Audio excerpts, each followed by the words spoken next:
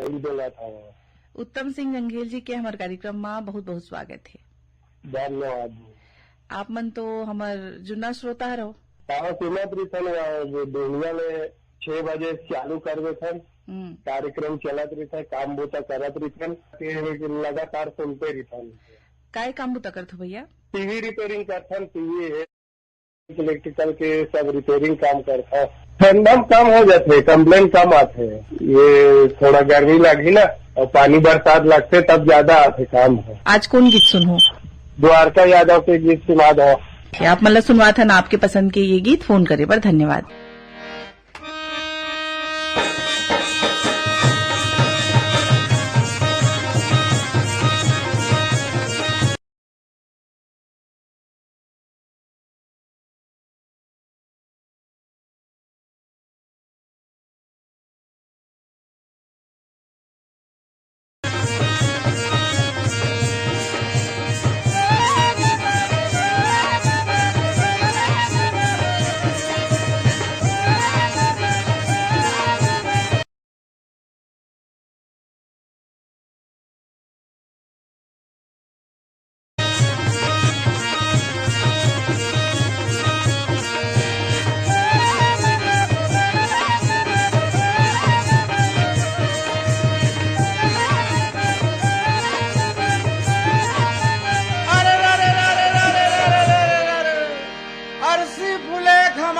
संगी और मुनगा फूले सफेद हो, बालापन में केवरा बदे जवानी भोगे भेंट हो।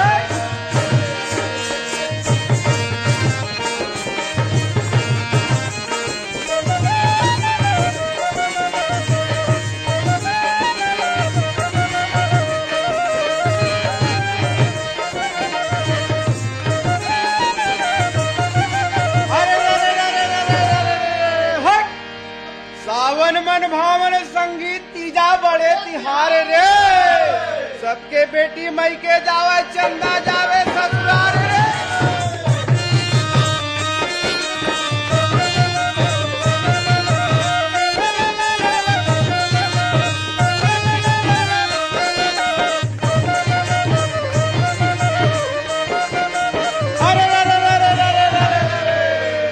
हिंदुस्तान के लौठी भैया शेर शेर घू खाए रे, एक के लाठी पड़े ले भैया तिड़ी बिड़ी हो जाए।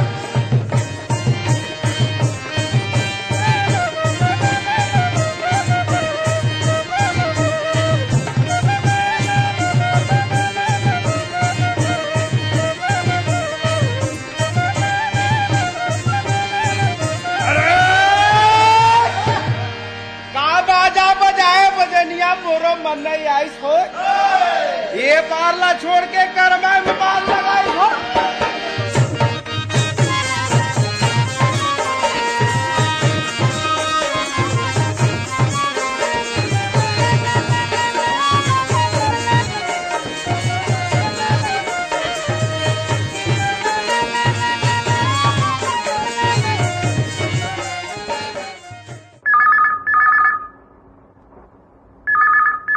हेलो, फोन करो छत्तीसगढ़ी गीत सुनाओ। हाँ दीदी, मैं भगत राम पटेल बोला था, सिंगारबाड़ी घुटकू बिलासपुर छत्तीसगढ़ ले। भगत राम पटेल जी के हमारे कार्यक्रम में बहुत बहुत स्वागत है। और दीदी हमन आप मन ला जितका तिहार निकल गए अभी होत रही से तिहार और आने वाला तिहार है, उस सब जम्मू तिहार के आप ला और आपके माध्यम से संगी साथी ला और आकाशवाणी के रायपुर प्रभाग ला गाड़ा गाड़ा बधाई देते दीदी। आपो मन ला बहुत बहुत बधाई भैया। का तैयारी चलत है तिहार के? अब दीदी धान की कटाई और तिहार है एक संगाथे हमारे छत्तीसगढ़ में। हाँ। तो हम सोचा था कि जे अपन धान की कटाई या जो भी काम है वो काम ला तो सुचारू रूप से करबो, लेकिन हम तिहार भी मनाना है। तो तिहार आके पहले वही सब घर के साफ सफाई और तिहार का मनाना है, तो का चीज लेन देन करना है, एक बारे में थोड़ा सा तैयारी चला थी दीदी। तो जैसे तिहार में पुराना सामान ला निकालथन भैया और नया सामान लेथन, तो वो पुराना सामान ला का करना चाहिए ओखर बारे में आपन कुछ बताओ। अब एक बारे में तो मैं जानना चाहत रहे दीदी, कहे जाते कि सियान मन जब घर में जियत रहते ना, हाँ। तो ओखर महत्व कतकन रहते हमन जानथन। उसने पुराना सामान जो रही थे तो सबे सामान खराब नहीं हुआ दीदी, हालांकि हमन कही देथन कि सामान का हमन हटा देथन और नया सामान का हमन भर लेथन। अगर कोई अच्छा सामान है, उपयोग की चीज है, तो ओका हमन उपयोग करके नया हम ओकर जो नवीनीकरण उपकरण है ओला कर सकत हन, जिन ज्यादा उपयोग के नहीं है ओला हमन भले से हटा दिन हटाबो ऐसे जगह में ऐसे कर देबो जेकर से घर के साफ सफाई हो जाए और हर मतलब कोई प्रकार से घर के आसपास या फिर कोई प्रकार के हर घर के जितना साफ सफाई हम करथन तेना कोई प्रकार के उल्लंघन ना करे और साफ सफाई में कोई व्यवधान मत करे। तो क्या करथन दीदी, हम सामान निकलते थे हम कहीं फेंक देथन या फिर कोई इसी जगह छोड़ देथन, तो वहाँ वातावरण में और साफ सफाई हमारे घर से करे से और अगर आसपास को हम गंदगी रखबो तो हमारे घर के साफ सफाई करे से कोई मतलब नहीं है। बनी के हो तो अपन घर के साफ सफाई के साथ साथ आसपास के भी साफ सफाई के ध्यान रखना चाहिए हमला। सही बात है दीदी। हमारे श्रोता संगी मल्ला का संदेश देना चाहूँ? मैं यही संदेश देना चाहता हूँ दीदी कि हमन हाँ तिहार वाला बड़ सुंदर मनाथन, लेकिन हमन कुछ चीज ऐसे रहे जेल हमन ध्यान नहीं पान फटाका फोड़थन, लड़का मन के नहीं ध्यान करन फटाका एकदम फड़फड़ाउहन फोड़ देथन जेन हमारे वातावरण ला खराब करते। हमन को वो चीज के ध्यान में रखना है और साथ ही हमन कोई भी चीज व्यंजन बनाथन तो व्यंजन जिन हमन उपयोग करथन हमन के ये देखना है कि जिन मौसम बदलत है तो बदलती मौसम में हमन को उपयोग कैसे करना है जेकर से हमारे स्वास्थ्य में कोई कुप्रभाव न पड़े, तो एकरो हमन का ध्यान करना है। तो तीसरी चीज ये है कि हमन समझाथन सबला, लेकिन जिन काम को हमन करना चाहथन ओला हमन करके आसपास के बनाबो तो वातावरण जिन है और जिन हम कैथन वो काम जिन है हमार काम की रही लाभ की रही और सबके प्रति सद्भावना जागृत करी, ऐसे मोर यह व्यक्तिगत सुझाव है दीदी। बहुत बढ़िया भैया। तो आज गीत कौन सा सुनूं? मैं पंचराम मिर्जा के मोर छत्तीसगढ़ की तिहार संगीत बड़ा निक लगा वाला गीत के सुने के मन रही सावे दीदी। मोर छत्तीसगढ़ के तिहार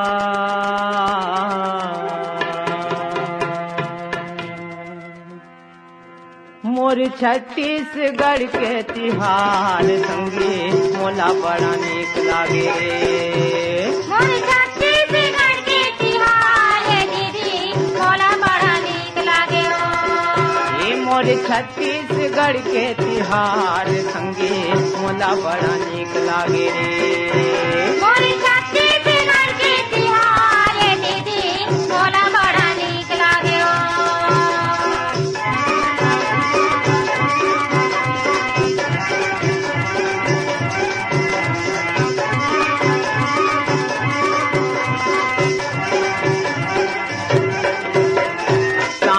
मनाथन हरेली भादो आठे तेजा पोरा। सावन मनाथन हरेली भादो आठे तेजा पोरा। बहनी बेटी सब मई के माया थे दाई दादा कर जोड़ा। बहनी बेटी सब मई के माया थे दाई दादा कर जोड़ा। पितर महीना पितर आथे वो महीना कुंवार संगे मोला बड़ा नीक लागे रे। मोर छत्तीसगढ़ के तिहार दीदी मोला बड़ा नीक लागे ओ।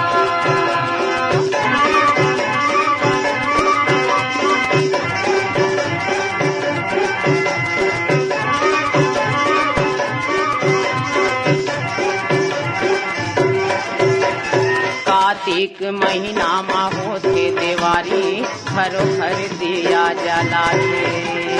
कार्तिक महीना में होते देवारी घरो घर दिया जलाते। उड़ते पटाखा ढम ढमाढम मन में खुशियाँ माते। उड़ते पटाखा ढम ढमाढम मन में खुशियाँ माते। अघन कुछ धान लुवै किसान संगे मोला बड़ा नीक लागे रे। मोर छत्तीसगढ़ के तिहार दीदी मोला बड़ा नीक लागे ओ।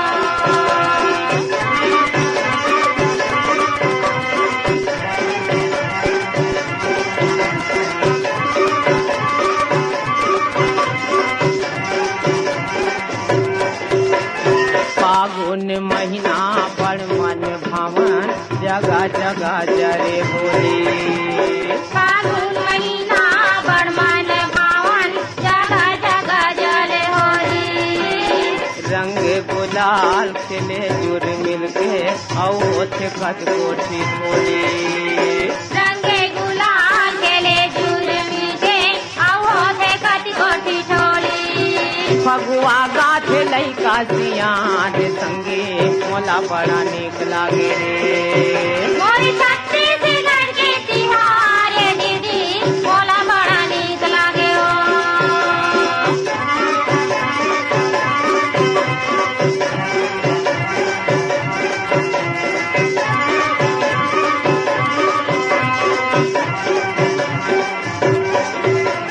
चैत बोआ थे जमारा देवी के सेवा सब गाथे। चैत बोआथे जवारा देवी के सेवा सब गाथे। बैसाख महीना में होथे बिहाव घरो घर मड़वा गड़ाथे। बैसाख महीना में होते बिहाव घरो घर मड़वा गड़ाथे। 12 महीना या जोरी है रात संगे मोला बड़ा नीक लागे रे। मोरी छत्तीसगढ़ के तिहार रे दीदी मोला बड़ा नीक लागे हो। ए मोरी छत्तीसगढ़ के तिहार रे दीदी मोला बड़ा नीक लागे हो। मोला बड़ा नीक लागे हो। मोला बड़ा नीक लागे हो। मोला बड़ा नीक लागे हो।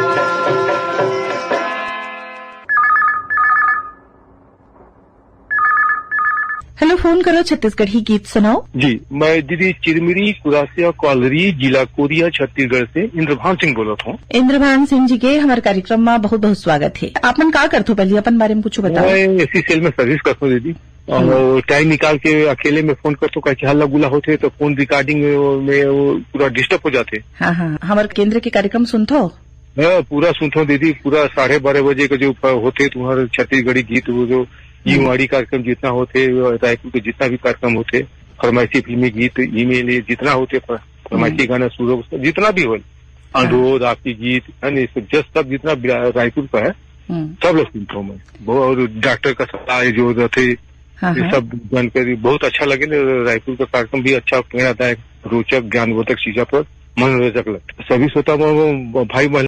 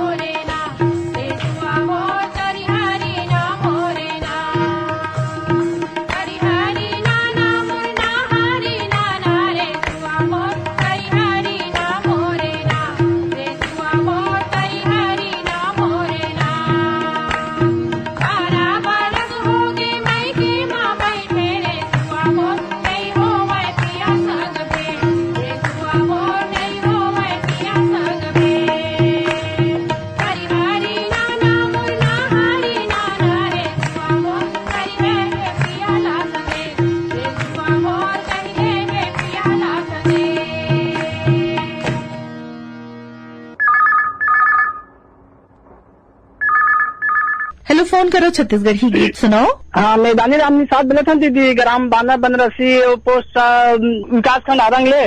दानी राम निषाद जी के हमारे कार्यक्रम में बहुत बहुत स्वागत है। हाँ, धन्यवाद दीदी। तो का करते हो अपन बारे में कुछ बताओ हमारे श्रोता मल्ला। ए अभी नहीं रही कोड़ी चला दीदी दे करगा नहीं रही। हाँ, दिवाली की तैयारी चला दीदी दे, छबैली पे चला थे। हाँ, अभी धान तो हमारे को लुएट लिखने है दीदी, अभी सरना धान हरे हरुनत नहीं है। दिवाली त्योहार में आपन माटी के दिया जलात हो आप मन की लाइट वाइट ले घर ला सजात हो, कैसे करत हो? लाइट उतको सजा दीदी, और माटी के दिया थे परम्परा, माटी के दिया तो चलते। गाना कौन सा सुनूं आज? जयंती यादव के स्वर में सुनना दीदी, ते कहाँ पर बुद्धि अरे मोर सुरता भुला गे रथिया, यही वाला सुनना दीदी। आप मन सुनवा थन, आपके पसंद के ये गीत फोन करे पर धन्यवाद। कहाँ पर बुद्धि अरे मोर सुरता भुला गे रथिया रे, कहाँ पर बुद्धि अरे मोर सुरता भुला गे रथिया रे, कहाँ पर बुद्धि अरे मोर सुरता भुला गे रथिया रे।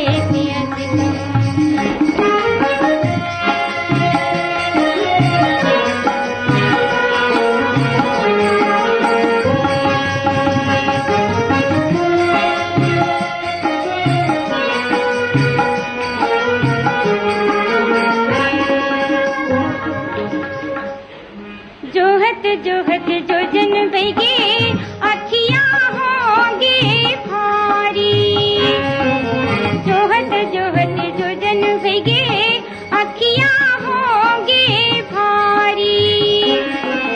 कौन सौ तोला दिल माई धज के डाहा गिरागी, कौन सौ तोला दिल माई धज के डाहा गिरागी। हो क्यों बिंधारन के दुपट्टी अरे मोर सुरता भुला के रथिया रे, हो क्यों बिंधारन के दुपट्टी अरे मोर सुरता भुला के रथिया रे। कहाँ पर बुद्धि अरे मोर सुरता भुला के रथिया रे, कहाँ पर बुद्धि अरे मोर सुरता भुला के रथिया रे।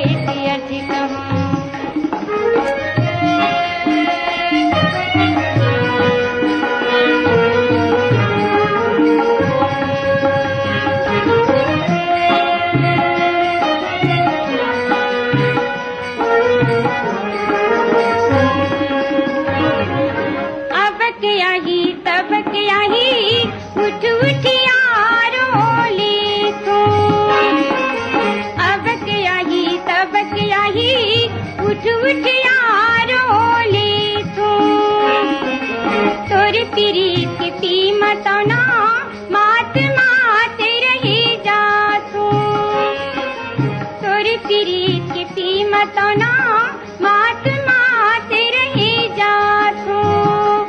मोर भाग बता गया दिया रे मोर सुरता भुला के रथिया रे, मोर भाग बता गया दिया रे मोर सुरता भुला के रथिया रे। कहाँ पर बुद्धि अरे मोर सुरता भुला के रथिया रे, कहाँ पर बुद्धि अरे मोर सुरता भुला के रथिया रे।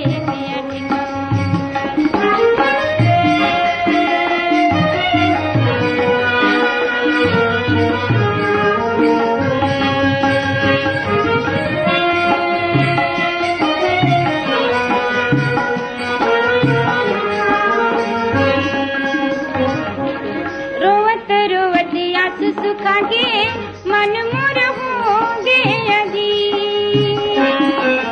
रोवत रोवत आस सुखा के मन मोर होंगे यदि। मैं आके यथा सगिरी माँ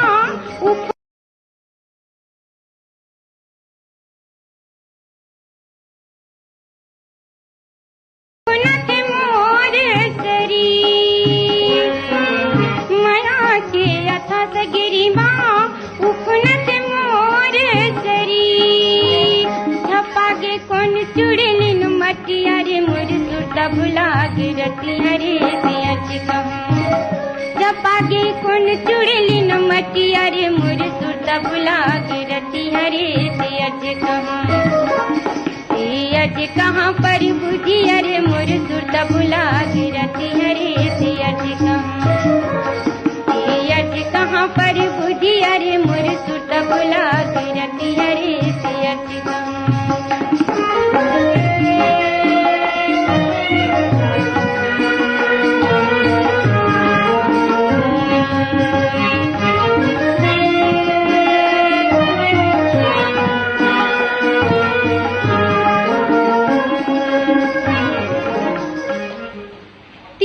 के दुख काला कहते का जान से नीर मोही तिरिया के दुख काला कहते का जान से नीर मोही तेरिया फार में बैठ के भला कौन प्यास होही तेरिया फार में बैठ के भला कौन प्यास होही बिकल मन कैसे करो मन बतिया रे मोर सुरता बुला के रति हरे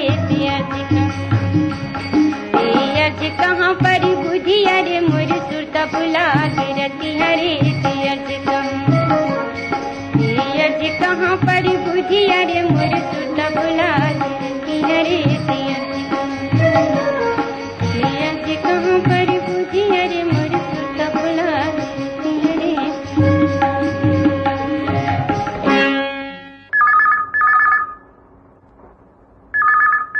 हेलो, फोन करो छत्तीसगढ़ी गीत सुनाओ। फोन करो छत्तीसगढ़ी गीत सुनो। कौन बोला था भैया? मैं ग्राम रोड़ा से चंद्रभान से कश्यप शिक्षक सेवानिवृत्त बोल रहा हूँ। मैम जी जय जोहार। जी जय जोहार भैया। मैं तो वैसे रिटायर हुए मोला 10 साल हो गए और ये देखर मेरा तो पुराना विद्यार्थी मनाते नया विद्यार्थी मनाते वो मल से पढ़ाई लिखाई के काम करत रहते। बीच बीच में अपन जो भी समस्या लेके आते विद्यार्थी मन वो कर मन के मार्गदर्शन करत रहता हूँ मैम जी। बहुत बढ़िया। अब का ये दे अभी सामने दीपावली है। सब घर के साफ सफाई चलत है। वही में सब धान भी हो गए 1 लाख सब किसान मन अपन हरूना धान के लुआई भी लगे है गांव में। ये गांव छोटे से गांव है आदिवासी बहुल गांव रोड़ा महासमुंद से 25 किलोमीटर दूर। और मैं अपन दिन के शुभारंभ आकाशवाणी के ओपनिंग ट्विंग और वंदे मातरम से होते मोर दिन के शुरुआत है शुभारंभ। मैं तो अब पत्र वगैरह ज्यादा नहीं भेज पाऊँ काबर यहाँ से पोस्ट ऑफिस 3 किलोमीटर है। खमरिया तो वहाँ वो भी कहा अब पत्र जमाना नहीं रहेगा, अब तो मोबाइल के जमाना आ गए बनेगा है। मोला वैसे सब कार्यक्रम अच्छा लगते, खासकर चिंतन लगा रहा आदमी ध्यान से सुने ना तो वो कहते ना हम बदलेंगे युग बदलेगा वैसे पूरा बदल जाएगा। सही कहे। तो आज गाना कौन सा सुनूं? बैतल राम जी के बाल गीत सुना दो। कौन सा गीत? लइका बर फुग्गा लेबो के मतलब आपके पसंद के गीत हमन सुनवा थे। फोन करे पर बहुत बहुत धन्यवाद। लइका बर फुग्गा ले ले, लइका बर फुग्गा ले ले, लइका बर फुग्गा ले ले, दाई वो दीदी वो लइका बर फुग्गा ले ले, दीदी वो दाई वो लइका बर फुग्गा ले ले, दीदी वो दाई वो लइका बर फुग्गा ले ले, दीदी वो दाई वो लइका बर फुग्गा ले ले। जम्मू खिलौना लइका खेले के, जम्मू खिलौना लइका खेले के, हम मन देवा थवन एले एले एले एले एले, लइका बर फुग्गा ले ले, दीदी वो दाई वो लइका बर फुग्गा ले ले, लइका बर फुग्गा ले ले, लइका बर फुग्गा ले ले।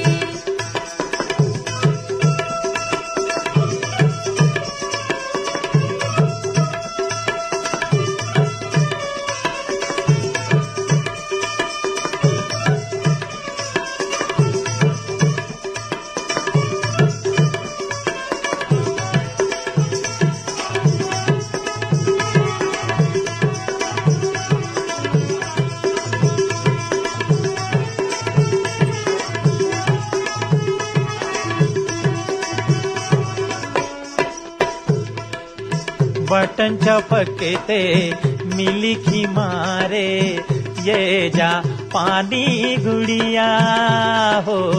अभी तो ये मोटी यारी दिखाते बाद में दिखी ही बुढ़िया हो। अभी तो ये मोटी यारी दिखाते बाद में दिखी ही बुढ़िया। मन मोह लेते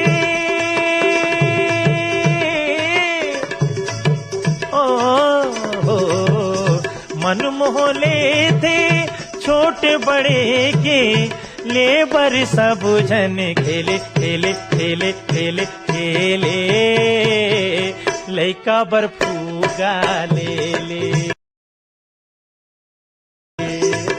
दीदी वो दाई वो लइका बर्फूगा ले ले। लइका बर्फूगा ले ले। लइका बर्फूगा ले ले।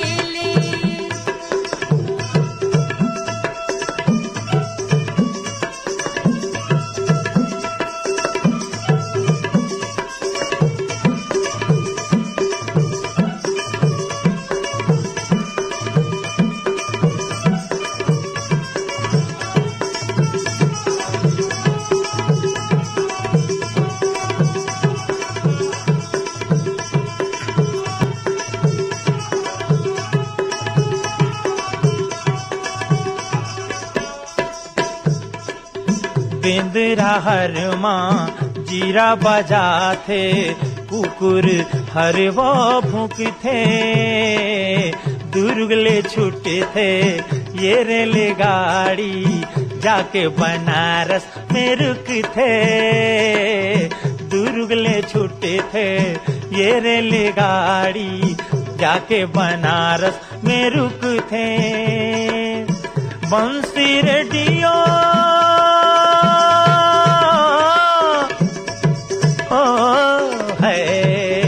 बंसी रेडियो घड़ी तस्मा लेबर सब झंडा केले केले केले केले केले लइका बर्फूगा ले ले। दीदी वो दाई वो लइका बर्फूगा ले ले। हाय दाई वो दीदी वो लइका बर्फूगा ले ले। दाई वो दीदी वो लइका बर्फूगा ले ले। लइका बर्फूगा ले ले। लइका बर्फूगा ले ले। लइका बर्फूगा ले ले। लइका बर्फूगा ले ले। लइका बर्फूगा ले ले। लइका बर्फूगा ले ले। तो एरी हिस आज के फोन करो छत्तीसगढ़ ही गीत सुनाओ कार्यक्रम। ए कार्यक्रम में जम्मो सुघर गीत ला जोरे रहीन वीरभान साहू। तब कार्यक्रम ले विदा देव प्रीतिला। जय जोहार।